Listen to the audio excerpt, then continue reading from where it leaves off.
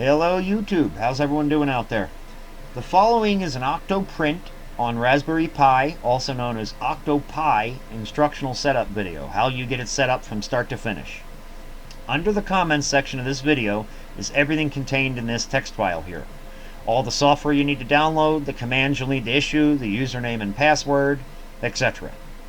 How to change the hostname, if that's what you're going to do. Some people do, some people don't. I just put a link in. I won't go through it on the video. At any rate, you'll need to get yourself a Raspberry Pi 3B, a micro SD card, class 10 preferred, 16 or 32 gig is fine, and then you'll need to download the four things that are listed. You'll need to download the OctoPi image from octoprint.org. You'll need to download Etcher, which is used to burn that image onto the card. You'll need to download Putty, which is used to connect in via SSH or terminal into the Pi once it's up and running and make a few changes and update it as well. And then you're going to need Notepad++. Notepad++ is going to be used to edit the configuration file. So we start out, you fire up Etcher. In fact, let me start it from scratch. It doesn't take that long to run. We'll start Etcher from scratch. Wait for it to come up. It takes a little longer than it should. And it pops up with a blue thing. It lets you select your image. So I'm going to select my image, and you want to go out and browse and find the OctoPi image that you downloaded in the first step of the comment section and where you unzipped it to. So I'm going to select the OctoPi image. Now, if I had a micro SD card in here, it would have already populated. It would know and see it. And this would not be blue, and this would be blue over here, and I'd be able to just click flash. I've already done this to try to make the video a little shorter, so we're going to skip that step. When you hit flash, it will go out, it will write this image file onto this card, and then it will verify it. It'll say that it's verifying. When it completes, it'll say that it's okay, and it will automatically eject the card. So once the card's ejected, you won't see it anymore. You'll need to take it and plug it back in. So we need to edit a file on the card before we move it over to the Raspberry Pi. So I'm going to take it right here, and I'm going to plug it into my PC. You're going to get two pop-ups that come up. One of them is going to come up and ask you what you want to do with one of the drives, and the other one is going to come up and say that the disk is unformatted right here. Hit cancel. Do not format it. Windows doesn't know how to read the partition because it is a Linux partition. So we hit cancel there. See, look what happened. I put the card in, now it knows the card's there, and it's willing to let me reflash. I'm not going to do that, but I could just hit flash and it would reflash again. So we'll minimize Etcher. Now you need to go into your Explorer and you need to find the drive called boot. It'll be labeled as boot. I don't know what letter it's going to have, but it's going to be called boot. And then you want the OctoPi-network file. In this case, we're going to work with the copy because I already have my OctoPi network set up correctly. We right-click and say open with Notepad++. And you'll see when it's open with Notepad++ how it's all nice and neat. All your comments are down the left side. The comments are the pound signs, which you'll remove to make certain lines take effect. And it's pretty organized. You're able to read it. If I go back to that same file and I open it with Notepad, this is why I made you download Notepad++, look what happens. It's a big jumbled mess that you have to try to interpret that just goes on and on. It's a mess. So that's why we're using Notepad++. Anyhow, go down to line 26. Line 26 is where your wireless configuration starts. Normally these have a pound in front of them. All three of these. Right here. Like that. This is how, oops, I goofed up. Ships like that normally, and they have to line up. So these all have pounds. This WPA, notice how everything has an exact amount of spaces and lines up in a nice table format. That's why you need to use Notepad++ to maintain the format. So you got to go down, and there's line 26 through 29 as if you use WPA or WPA2 encryption on your wireless. 31 through 34 are if you use WEP encryption, and 36 through 39 are if you don't use any encryption at all. I use WPA2. So you go to the three lines under it with a single pound, and you comment the pound out. You just delete the pound. No other spaces, only the pound. Whoop. There's the pound deleted. Everything's lined up. Now you go and put your SSID for your wireless network in here, between the quotes. Do not delete the quotes. and put your password for your wireless here in place of the word password. Do not delete the quotes. Go up here and hit the icon that looks like a save. Now that's saved. You're now done with this SD card in the PC. So now we'll go down in my Windows and we'll eject it gracefully. Eject mass storage. So we can pull it out now. Now I'm going to take the micro SD card out. I'm going to stick it into the Pi and I'm going to boot the Pi. Okay, so the card's in. You use a micro USB cord in the Pi to power the Pi with 2 amps of USB power. So the Pi is coming up right now. I already know what my IP is, so I'm going to ping it so I know when it comes up.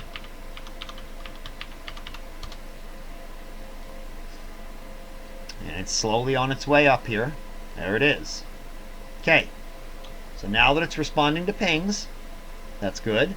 Now we're going to launch Putty. And we're going to type the IP address in. Now in your case, you're either going to have to go to your router and figure out what IP address was assigned to this device. It'll be called OctoPi. Inside your router will be its name.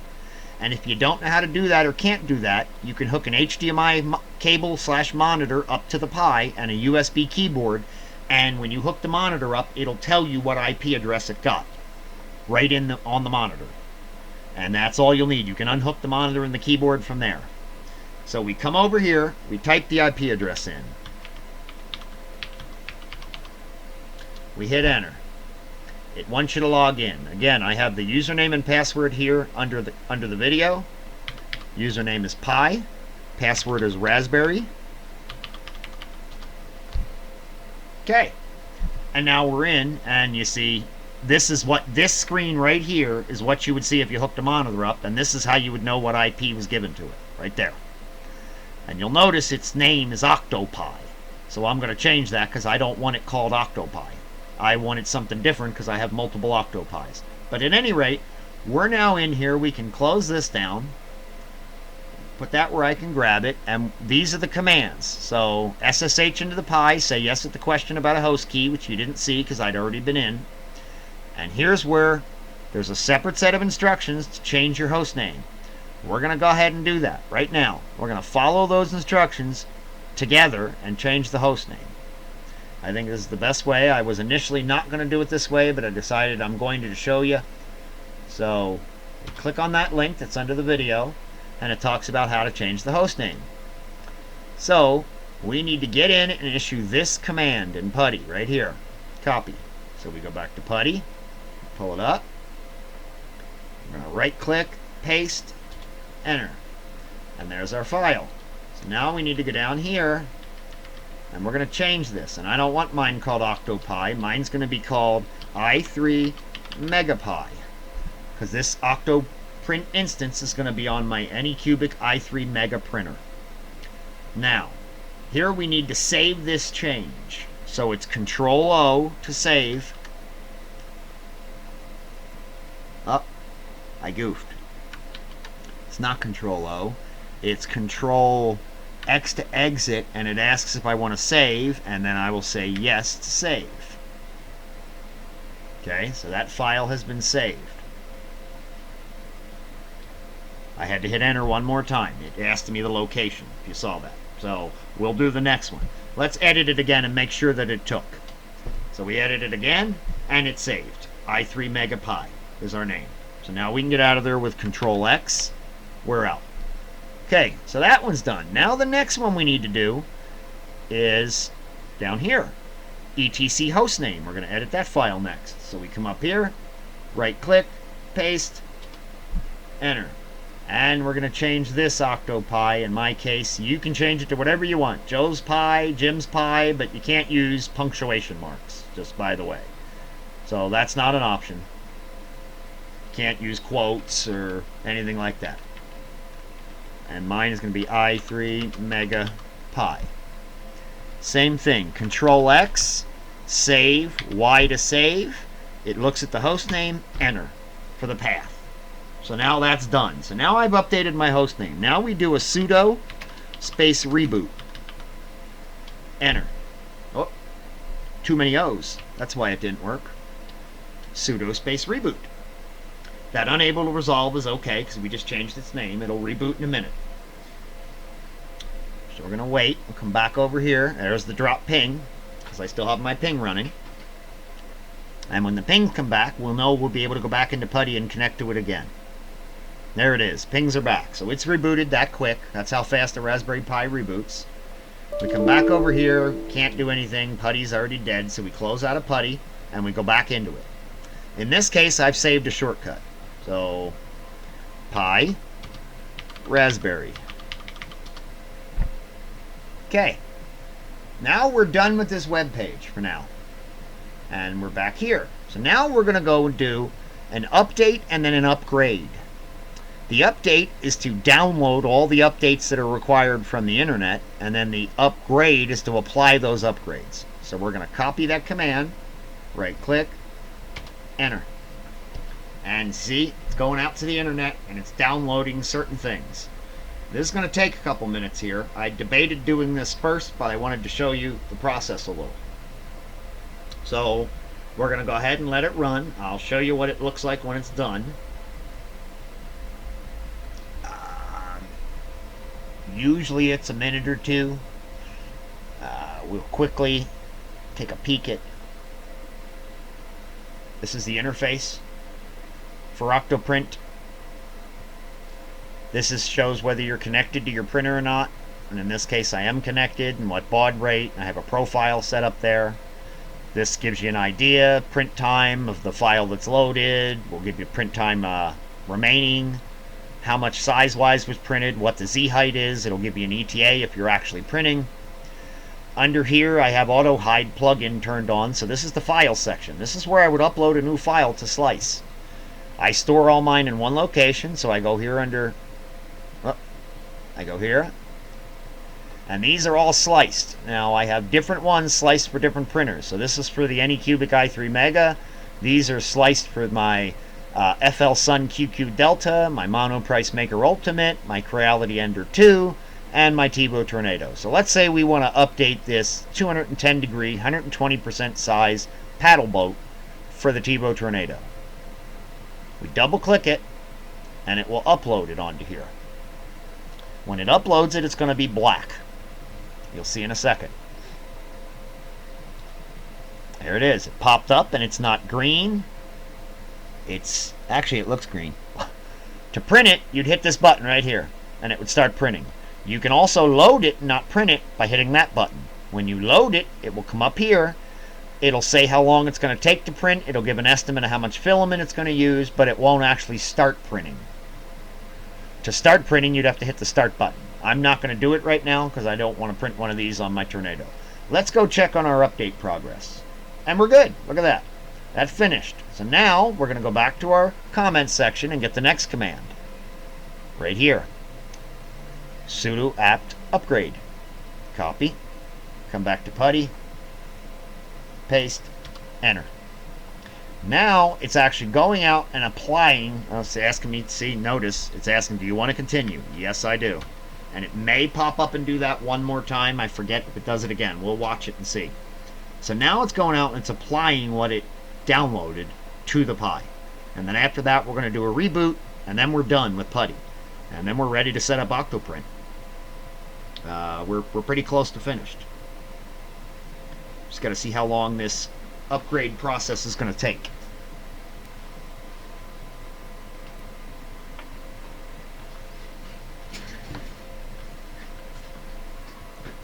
At this point, it's probably safe to plug your USB cable into your Pi, so that when it reboots, the printer will be there. So I'm going to go ahead and do that. It won't hurt anything during the upgrade. And I'm going to plug my USB cable going to my Anycubic i3 Mega, which is going to be reviewed in a future review video shortly. I'm still testing it out. But that's the one I'm configuring a Pi for today. So it's now hooked up. So as soon as this upgrade finishes and we reboot, we're done with Putty. We're going to go to a web page and we're going to manage this all via the web to finish everything we do. We just need to wait for this process to finish, which isn't super exciting, so I'm going to go show you a little bit more OctoPrint stuff. This wrench here, the wrench is the key to all your settings. This is how you get to everything. This is where you would set up your printer profile. This is where you would go and set temperatures for presets, for preheat, because there's preheat buttons in OctoPrint. Time, how long the temperature graph goes for. Do you allow fine adjustments automatically? Terminal filters. G-code scripts. You can fill all these in before a job starts. So you can inject all the G-code from OctoPrint, and if you notice, there's many more options in here. After it's paused, before it's resumed, before a tool change, you can use this to set up filament runout detection, other things. This section here is features. This is the main features section for OctoPrint. Webcam and time-lapse. If I had one set up, you'd set that up in here. I don't have one plugged in. Access control. We'll get to that when we set up our new image, but this is where you would add another user, for example. G-code visualizer. That's you're actually able to see the model. I don't recommend doing it because the Pi really doesn't have the horsepower. And then if you use Cura or some other applications and you integrate with your OctoPrint, you'll see they want an API key. This is the API key you paste into the Cura plugin or into say an Android app that integrates with OctoPrint. OctoPrint server settings are down here. There's not much you want to change in here. It'll ask you if you want this turned on. The connectivity check, I leave it on. Folders, here's where you can specify different folders. I left them all at default. Appearance. So here's where it'll say OctoPi by default up here. You'll see in a minute. Let's see if our update's done. Nope, it's not done. We'll keep showing you in here. So up here you update the title, and then you can also go in and change the color. And you get a palette of colors to choose from, and that color impacts this banner up here. And then if you run multiple instances, you get to tell what's going on. And I also check this show temperatures in Fahrenheit as well as Celsius. Next thing, this is the plugin manager. Some plugins will be installed automatically, and you'll see there's a list of plugins down here on the left and how you would configure each plugin. But there's also Get More from the repository, and there's just a list of plugins that you can install. And it gives you an explanation of what each one does, and you just hit the install button to install them. Tons of plugins in here. Temperature failsafe is a good one that I like. I use Themify. I use YouTube Live plugin for pushing time lapses. I use the M117 in the nav bar, the M117 pop-up, the floating nav bar, display ETA, fine-tune printer, custom background. I use G-code editor, full screen webcam, G-code bar. I'm just giving you an idea of some of the ones I use. So this is how you would go and install plugins in your OctoPrint. Let's see where our update's at now. Oh, 77%. We're getting closer. So that's how you do that. If you want to update things, you click Software Update, check for updates. Now this is going to come up. Yep, it's going to tell me nothing's there. Good. But this actually checks your plugins as well. And then if you want to configure a plugin, each plugin has its own button down here, and you're able to tweak settings of the plugin itself. Okay? Backlash calibration, e-stop settings. I happen to have the Cura plugin and a profile in there even though I don't use it. The Marlin editor, look at it. Okay, so here's something you can do in OctoPrint. Normally, in order to change your acceleration, jerk, temperature settings, e-steps per millimeter, etc., you have to use the control panel of your printer and go click, click, click, and then save those settings and tell it to upload. In this case, I can go load EEPROM, and it goes out, uses the USB cable, talks to my Tornado, and it just loaded every single setting that can be tweaked into here. Now you can go in and change any of them. And when you're done, you hit save, and once you've saved, you say upload to EEPROM. And it uploads that change right up into your printer without ever having to touch the control panel. That's a great feature. Here's another one, Firmware Updater. If you need to update your firmware, flash from a file, and you can just update your firmware right away. So I'm not going to do it right now, but it gives you full instructions here. Heater timeout is another great one. You go in and you set a timeout. You enable this plugin. You install the plugin, you enable it, and what it does, let's say you're changing your filament, you get distracted. It'll keep your heaters from running forever and ever and ever and cooking the filament inside the hot end, creating a clog, and wasting electricity and risking burning out your heaters or your thermistor. So that's what that plug-in does. Here we go. We're almost done. 98%. We're getting closer. So let's see. Any other plugins I can show you guys? I mean, yeah, there's a bunch more. I really encourage you to explore them yourself. Read about them. There's a web page dedicated to each on the OctoPrint site. Check all those plugins out and see what you think of them. So install the ones that are appropriate to you. Another thing. This is our temperature graph. Right now, I see this is the temperature of the Pi, inside the Pi. This is the temperature of the hot end. This is the temperature of the bed. Right here, I can go heat the hot end. I could say 210. Go. You hit the checkbox, and all of a sudden, you see the graph. It knows that the target is 210, and you come up here, and it says it's 25 degrees Celsius, and I'm heading to 210. Yet the bed's not changing because I didn't do the bed. I'll go down and do the bed, hit the checkbox. Now it's heating the bed too. I don't actually want to heat the bed in this case, so we're going to go 0 check, and it stops heating the bed. We're also going to do the same for the extruder, 0 check, and we're now stopped heating the extruder. I don't have any reason to heat it, I just wanted to show you. Let's say you were going to load filament. You'd go heat the extruder, hit OK. When it gets to temperature, you hit Control. Within Control, here's your extrude tool. There's your tool, 5 millimeters, and you just hit your extrude button. Couple times till the filament starts to come out and you're happy with it. You could put 10 millimeters here if you wanted. If you had multiple extruders, it supports it. I don't. You can also turn your motors off here, turn your parts fan off, set your fan speed, and you have full X, Y, and Z motion control. Home, as well as micro-stepping and baby stepping. All the way through the range. You can change the feed rate. I have a BL Touch plugin, even though I don't have the BL Touch installed, so you can ignore that. Oh, we're still installing updates, so we'll keep walking you through it while those install. So the G-code viewer, we're not doing this, but we'll go ahead and do it anyway. Let's see what it says. Next layer.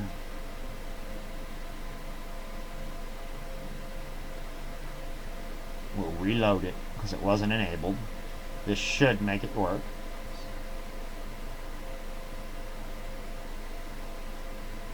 There you go. There's the layer view. I'm printing a benchy, a paddle. Whoa! It disappeared.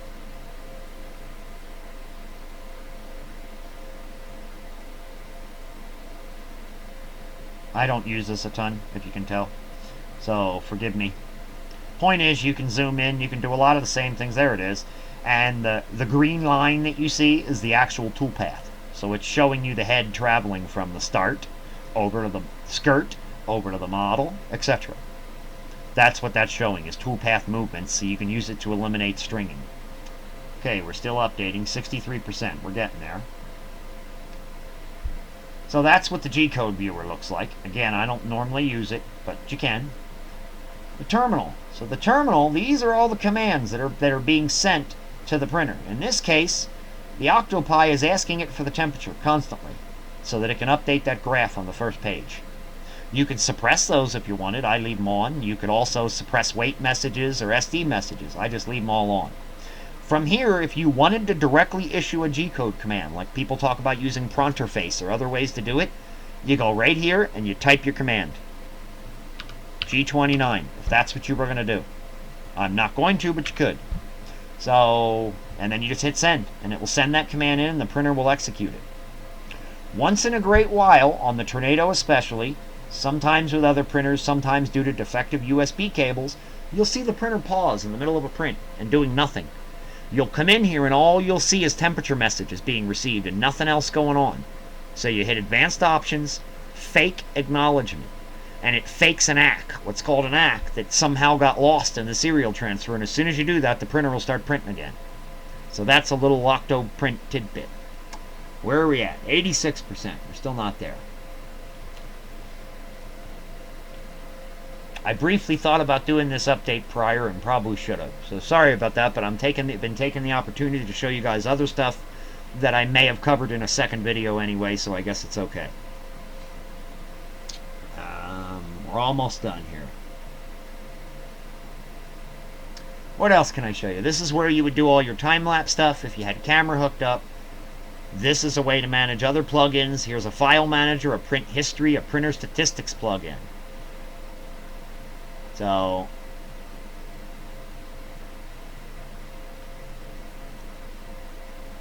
there's the plugins. How much filament was used, if it was successful or if it was canceled. See, I have 11 pages of prints. Gives you an idea. I have a 91% success rate all time with the Tornado. Not bad. Most of those were just bed level due to first layer, so I canceled it and started the print over. But gives you an idea how many prints in a day. All of it. And some nice information there. Let me show you this button. This is where you would restart OctoPrint, reboot the Pi, or shut it down completely under this tab here. And we're good. Now we're going to do a sudo space reboot, and we're ready to go to the web page. So we are done in here. The updates have finished.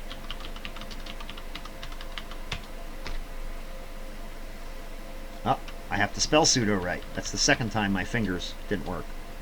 Okay. So now we're going to do a sudo space reboot and go back to our pings. There's the ping drop. We'll wait for the pings to come back. Once the pings come back, we're ready to finish the configuration from a web page.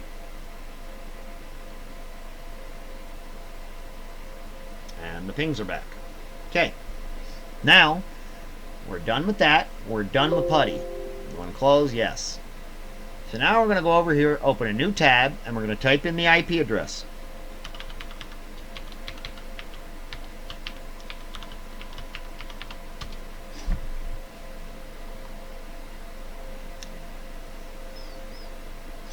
And it'll take it a minute to load the first time, because it's going to pop up and do this. So the very first time you load it, hello, thanks for installing OctoPrint. The wizard will lead you through the final steps. Okay, next, username. We're going to create a username, a test for now. You can do whatever you want. I highly encourage you to create a username and secure it with a proper password. Keep access control enabled. You want to check. Do you want to remember the password? Yes. Next. This is if you are going to slice on here. I'm not going to slice on here, so I'm not going to import a profile. Next. Okay, printer name. Printer name is i3 Mega. It's a generic rep wrap, good enough, fine. It's any cubic i3 Mega. Print and build volume. Oh, mine's 210 by, we'll do it the easy way. 210 by 210 by 205.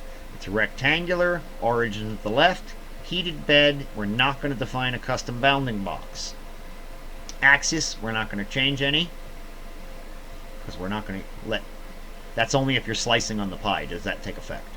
There's our nozzle diameter, one extruder. Okay, it all looks good.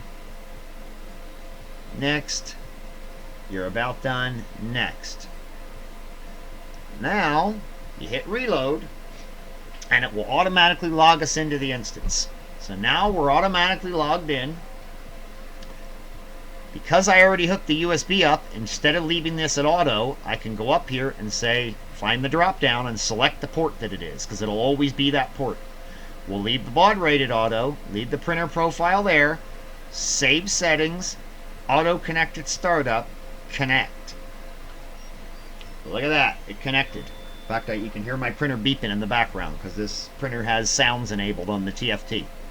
So there we go. It's seeing the SD card that's in the printer, and it can see the files that are in the printer. It shows that it's operational. There's no print time. It's now reporting temperature here. It's not reporting it up here because I have no plugins installed. But it is up and connected to the printer right now. I could go into control. I don't have a webcam here, but you can probably hear my printer going up in the background.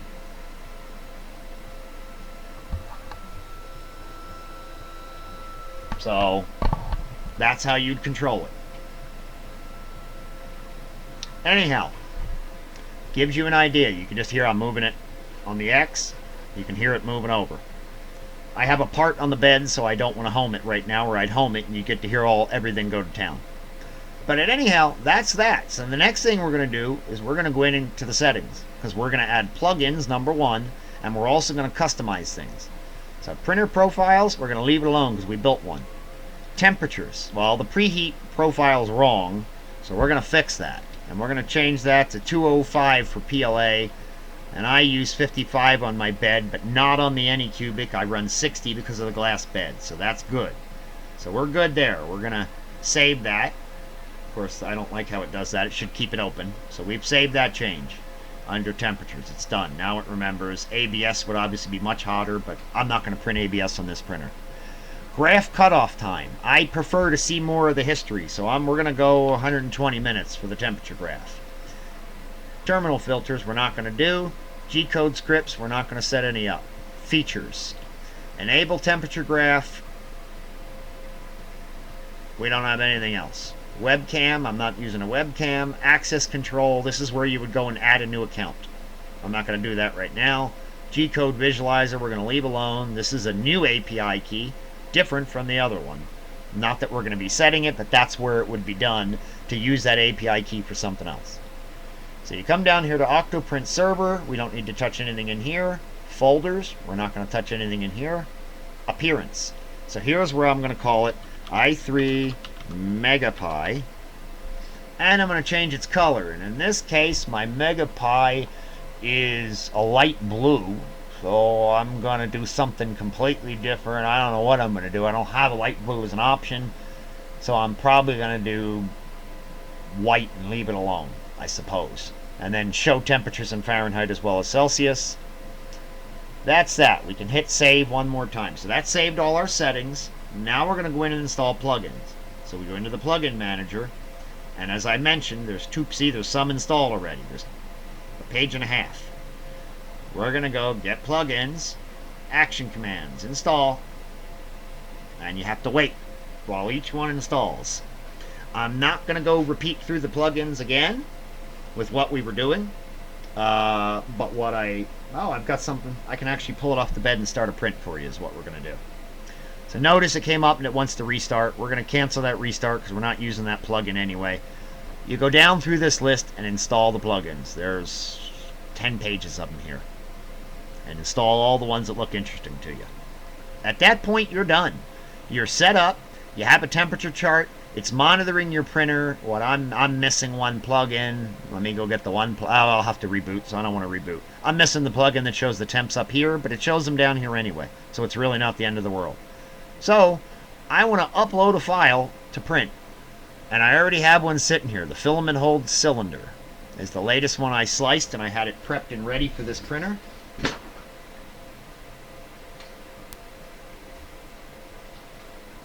bed's already clean and prepped, and okay. So here, it's in black because it hasn't printed it before. So that when I was showing it earlier when it came up in green because the file name is the same and it knows it printed it once. In this case, it's black because OctoPrint has no knowledge of ever printing this file name. So now we're going to load the file name with the folder icon. Wait a second. And it should come up and give us some information about it. It's here.